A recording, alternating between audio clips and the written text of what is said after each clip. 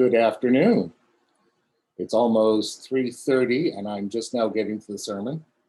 Been a busy day here at the Queen Anne Rectory. All sorts of yard things going on and plant purchasing. And it's been actually kind of fun.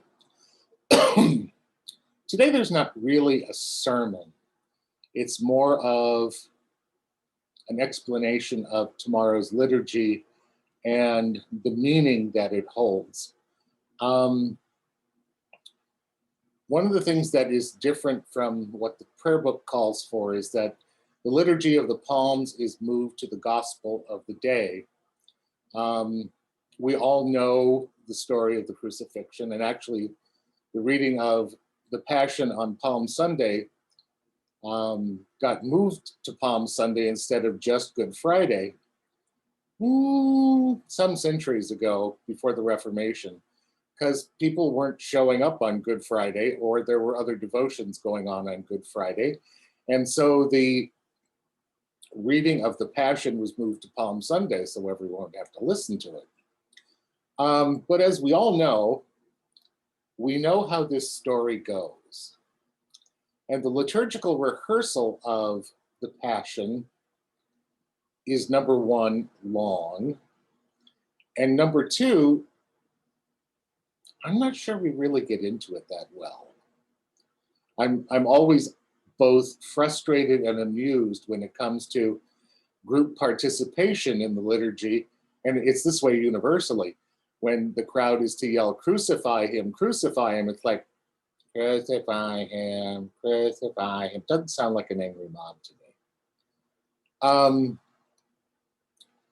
And so tomorrow we're going to, as we've done in the years past, we're going to allow the liturgy to speak for itself, which means I'll do some talking here, but there won't be any reflections after Mass. When we come to Mass, we usually have some conversation and bantering and having a good time. Tomorrow, in honor of the solemnity of the day, we will hopefully dispense with that. Although Brian is allowed to show off his pin. I mean, we're used to that. But otherwise, we'll keep our chatter to the bare minimum.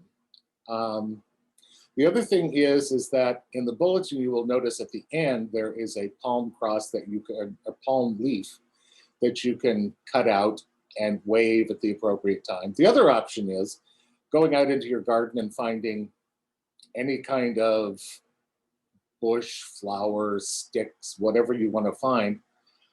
Because as the Gospels tell us, yes, there were palms, but there were other branches that were used in the procession as Jesus entered into the city of Jerusalem for his last week of life before new life took over. The other thing, as we move into Holy Week and Palm Sunday in particular, but as we move towards Good Friday, yes, we are retelling the story of the life of Jesus, no doubt about that. But we are also telling the story of our own lives, because we all exist on this planet as human beings, as did he. And we all experience joy and laughter and commitment and love, but we also experience betrayal, the death of trust, pain, suffering.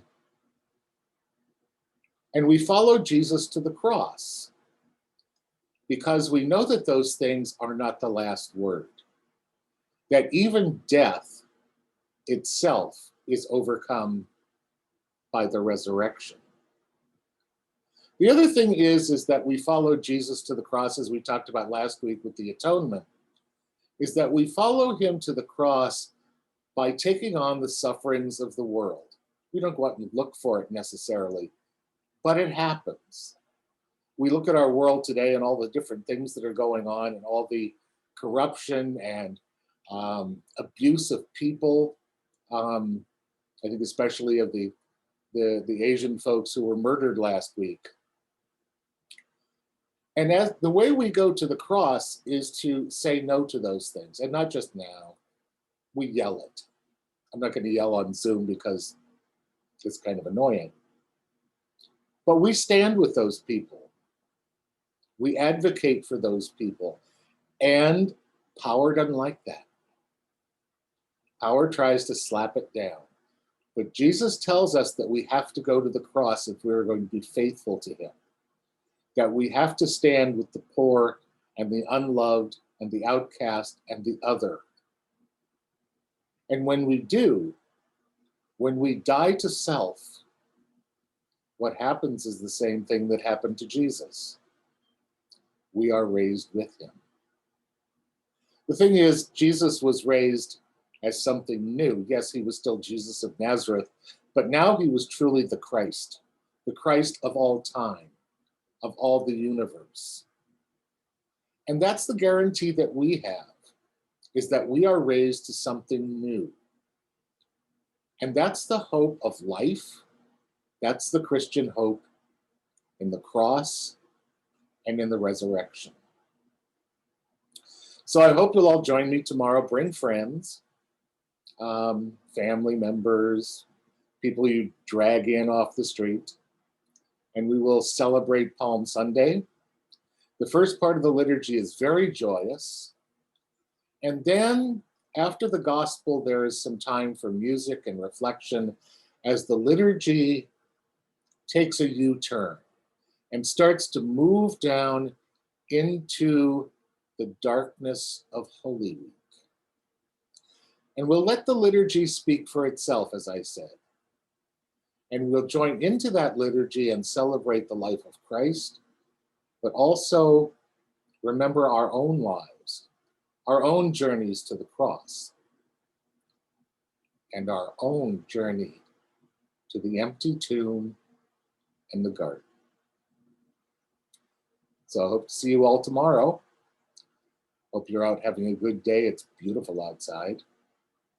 And blessings to you all. Have a great day. Bye.